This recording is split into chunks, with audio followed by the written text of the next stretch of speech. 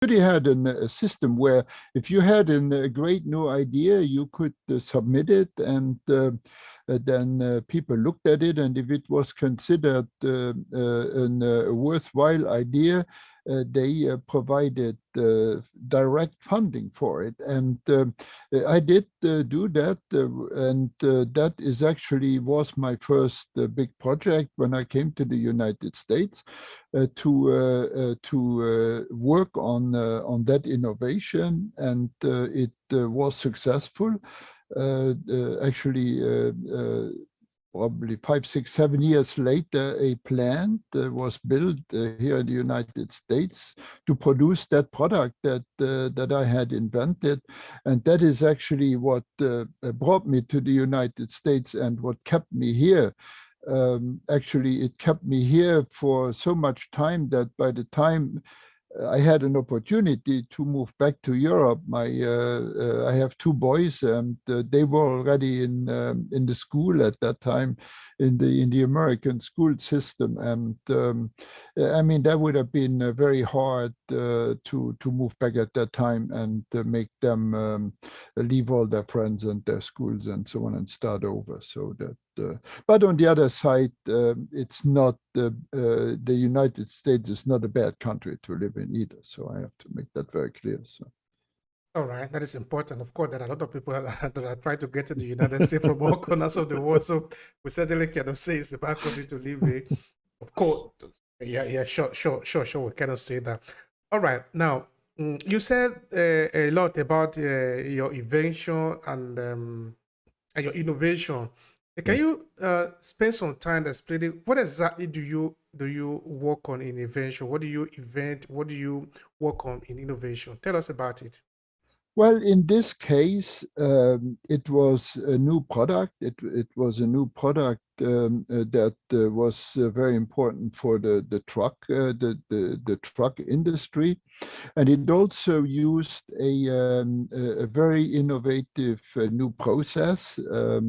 It's that's very popular. Virtually every piece of plastic today is made by injection molding, and so that is also a technology that is very popular to produce rubber, to process rubber. It's very, very difficult and it's very expensive. But in this case, it did work, and Goodyear did build a plant in Texas. But then, due to other reasons, the financial reasons mostly, Goodyear got into a crisis at the end of the 80s. The plant manufacture in the United States could not be expanded, but the product is still out there. And but the company had to decide to outsource the product. That was, and what we are talking about, they invested many millions into the research, the development of this product. The product was worked well, was quite successful, but as I said, products are not the only thing. The company got into a big financial crisis a few years after the product was launched, and even though the product worked well, it had to be eventually outsourced because the capital was not there to expand the manufacturing here in the United States. So. But that's how things go, and that's very important in part of also innovation. It's an idea is not all what innovation is about. To turn the idea into a successful product is difficult, and then to sustain the product in the industry and in the world with everything that happens is the next big part of an innovation. Goodyear is in Ohio. Well, Goodyear was founded here in Ohio, actually in the city where I live right now, Akron, Ohio. And not only Goodyear, all the other tire companies were here. The American tire companies were here. Firestone was here, General Tires was here. But then, as in the 80s, all those American companies were purchased, like Bridgestone purchased Firestone, and they moved to Nashville, Tennessee, and then Michelin bought Goodrich, and they moved to the Carolinas, and then Continental bought General Tire, and they also moved to the Carolinas. So at the end of the day, Goodyear was the only tire company left here in Akron, Ohio. Goodyear has since is not producing a lot of tires here anymore. Goodyear only makes race tires here in Akron. Everything else, and of course the research and development the center is here in Akron, Ohio, with over 1,000 people. And but then the rest of the research and development is done in Luxembourg, and is done in Germany, in a town close to Frankfurt. All right. Now, is there any reason, maybe for logistic or maybe for raw material, that made all the tire company to be concentrated at one time in Ohio? Yeah, a long time ago, there may have been. There was a little bit of automotive industry. When the automotive industry started in the United States, there was a part of it that actually started in this area, in the Cleveland area, but then it very quickly moved to Detroit. Detroit is very close to Akron, Ohio, and there really was not a reason at that time to relocate. So I think that's what made the companies stay here. Of course, now after all the consolidation and everything had happened, there is very little tire manufacturing done here in Akron. Goodyear still has the race tire plant, and I think Firestone has recently reinvested into experimental manufacturing here, so which is kind of a good thing. But the main reason I think for the companies to stay for this long was the talent that was here. And you could easily find the experts here in this area, and maybe that was the reason why the technical organizations have stayed here, maybe why Goodyear has stayed here.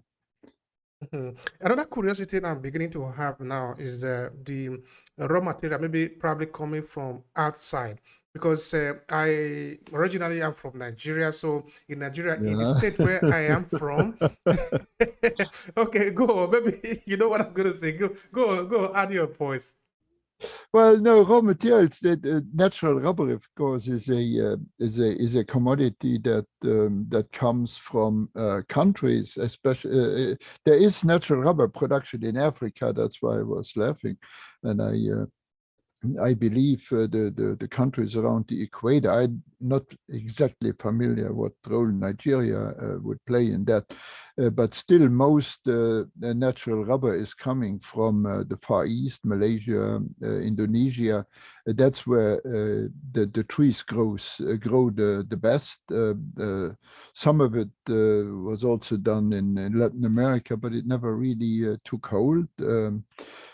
Some of it is produced in Africa still. I'm pretty sure about that, but that became a huge big issue, of course, during the war, where the Germans invented synthetic rubber, and so today virtually all other raw materials than the natural rubber can be produced anywhere in the world.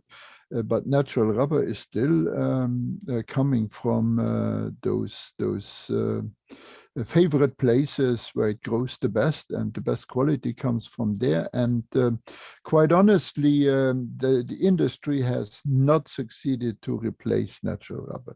Has not succeeded to replace the rubber that grows on the tree.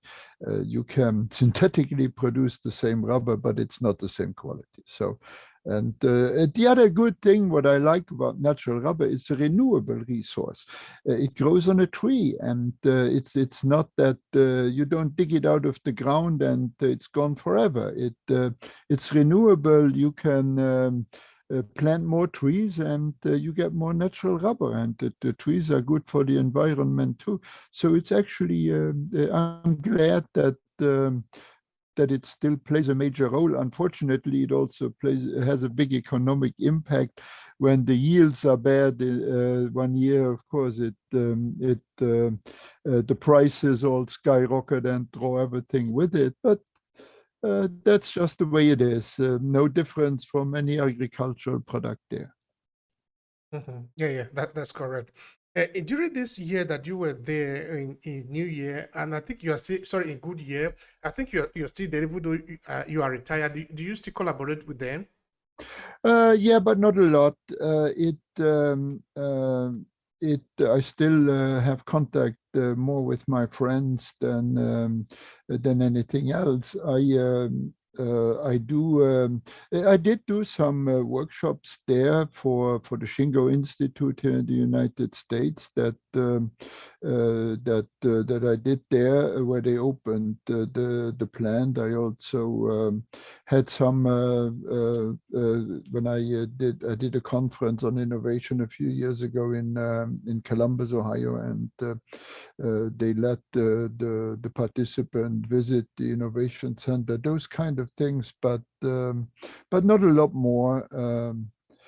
I definitely I left good things behind. I did even write a book about what I learned there. So they have excellent documentation. I had written many training classes that